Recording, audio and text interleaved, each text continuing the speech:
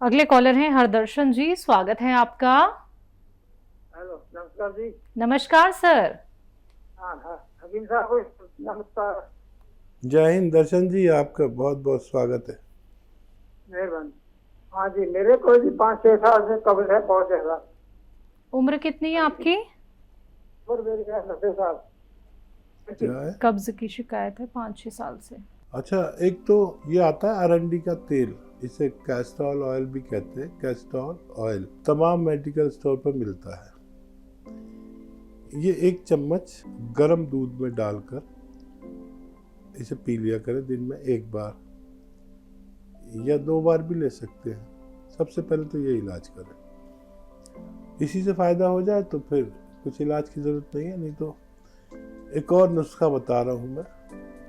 देखिए, सौंफ, आप जानते ही हैं ये सारी चीज़ें जो बताने जा रहा हूँ। सौंफ, सौंठ, जीरा, अजवाइन, धनिया और मेथी का दाना, ये 6 चीज़ें हैं। सौंफ, सौंठ, जीरा, अजवाइन, धनिया और मेथी का दाना, ये 6 चीज़ों का 100-100 ग्राम लेकर पाउडर बना लें, चूरन बना लें, सफ़ूफ बना लें। और ये खाना कैसे है? 1 चम्मच खाना है। और एक आता है नमक जैतून। नमक जैतून असली, नकली बहुत मिलता है। ये दुनिया का एक ऐसा विशेष नमक है जो देखने में नमक जैसा होता है लेकिन स्वाद में नमकीन नहीं होता। ये 1 चुटकी नमक जैतून 1 गिलास पानी में मिला लें और इस पानी से ये 6 चीज़ों का पाउडर दिन में 2 बार खाने से पहले खाया करें तो आपको फ़ायदा मुमकिन है। बालाघाट से हैं तुलसी जी, स्वागत है आपका। जी मैम, नमस्ते मैम। आपका नाम तुलसी है? कन्हैया लाल तुलसीकर। जी सर, बताइए। मैम, हमारे भाई हैं जो मतलब 6 महीने पहले पेड़ पर से गिरे हैं। ठीक है। तो उनकी रीढ़ की हड्डी टूट गई थी। तो उनका ऑपरेशन वगैरह बालाघाट में करवाए। यहाँ की भी दवाइयाँ चली, नागपुर में डॉक्टर हम मेडिट्रेन हॉस्पिटल में दिखाए। वहाँ की भी दवाइयाँ चली और काफी इधर उधर की बहुत कुछ दवाइयाँ हो गई। ठीक है। लेकिन नाभि के नीचे पूरा शून्य है, पैर वगैरह बिल्कुल पूरे शून्य है। जी, ये बताइए कि उनको बाथरूम का, लेटरिन का एहसास होता है? नहीं सर, लेटरिन बाथरूम का बिल्कुल एहसास नहीं होता। जी, कुछ भी समझ में नहीं आता लेटरिन बाथरूम का। ठीक है सर। तो देखिए, बहुत टिपिकल केस होता है ये। फिर भी आप इनको इलाज करके देख लें। जहाँ डॉक्टर की दवाएं दे रहे हैं काफ़ी वक्त लग सकता है, साल 2 साल भी लग सकते हैं। और सबसे ज़्यादा ज़रूरी उनका इस वक्त ये है कि उनको करवट दिलाते रहें। कभी इस तरफ करवट दिलाएं, कभी उस तरफ करवट दिलाएं। उनको एक साथ ना लेटने दें, नहीं तो बेड सॉर हो जाते हैं। बेड सॉर यानी ऐसे ज़ख्म जो कभी ठीक नहीं होते। तो याद रखें ये बात, सबसे ज़्यादा ज़रूरी उनको करवट दिलाना, कपड़े बदलना, पाउडर लगाना। और एक दिन में कई बार उनको करवट दिलाएं। वो खुद नहीं ले सकते तो आप दिलाएं, लेकिन ये दवाओं से भी ज़्यादा ज़रूरी है।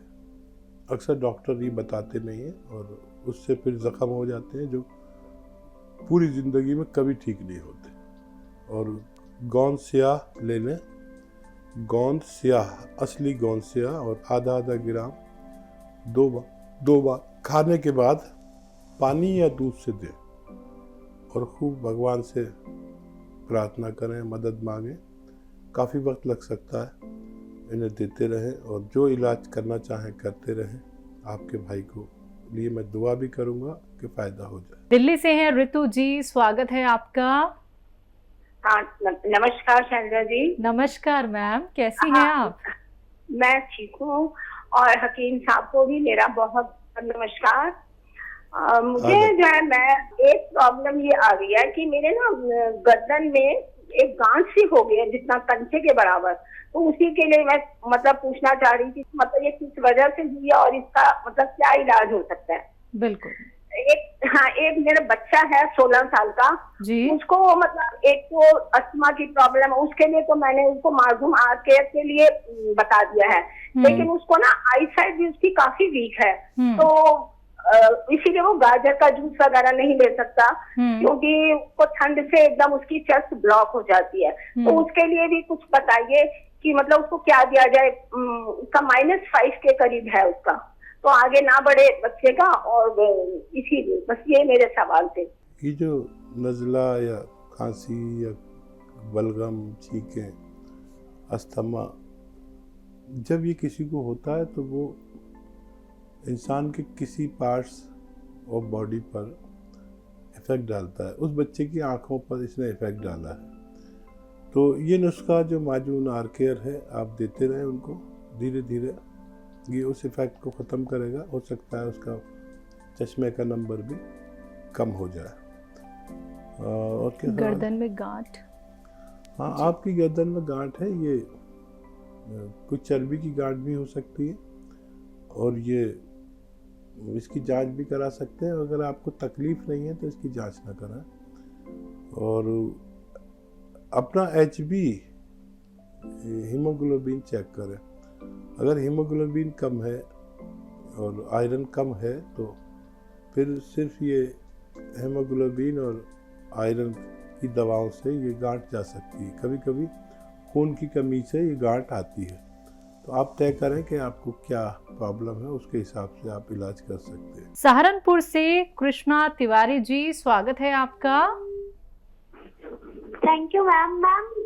आपसे बात करनी थी। बात कर लीजिए। जी तिवारी साहब, बात हो रही है। स्वागत आपका, जय हिंद। वो डॉक्टर साहब, मेरे ना पैर के पत्ते में दर्द हो रही है, उसका इलाज बता दीजिए। कहाँ पे, पैरों में कहाँ दर्द है? मुझे तलवे में दर्द हो रही है। आपकी उम्र कितनी है? 20 ईयर्स है मैम। पैरों के तलुओं में दर्द? हाँ देखिए, ये भी बहुत सारी।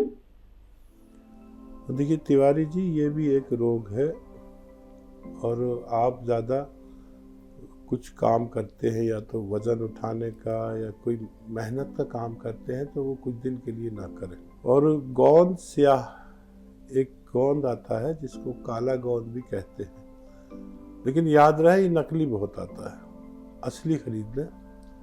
15-16 रुपए का 1 ग्राम आता है। आधा ग्राम सुबह खाएं नाश्ते के बाद दूध से, और आधा ग्राम शाम को खाने के बाद खाएं दूध के साथ। ये आपको जल्दी बहुत फ़ायदा करेगा, लेकिन आपको कम से कम 1-2 महीने खाना है। अगर आपको जल्दी भी फ़ायदा हो जाए तो 1-2 महीने खाइए, ताकि आपको ये दोबारा ना हो सके। राधे श्याम जी, स्वागत है आपका। मैं दिल्ली से शांति विज्ञान से बोल रहा था। जी जी। इनके ना पाँव में नस दबी हुई है। नसें दबी हुई है? हाँ, नस दबी हुई है, सब पाँव में तकलीफ होती है चलने में। तो हकीम साहब से पूछ के दवा बता दो कोई। उम्र बताइए उनकी। उनके 70 साल की उम्र है।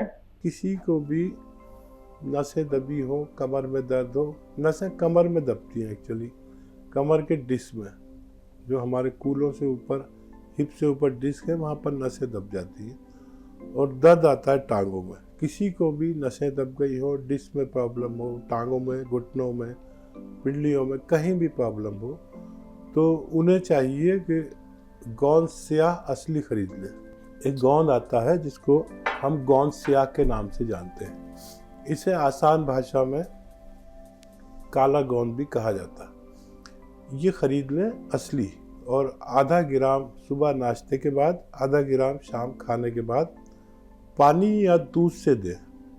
और याद रखें कि ऐसे मरीज़ को ज़्यादा मेहनत नहीं करनी चाहिए, वज़न बिल्कुल नहीं उठाना चाहिए, और ऐसा वेस्टर्न टॉयलेट, कुर्सी वाला शौचालय यूज़ करना चाहिए अपनी ज़रूरत में। तो ऐसे मरीज़ ठीक हो सकते हैं। गाजियाबाद से हैं दीपाली जी, स्वागत है आपका।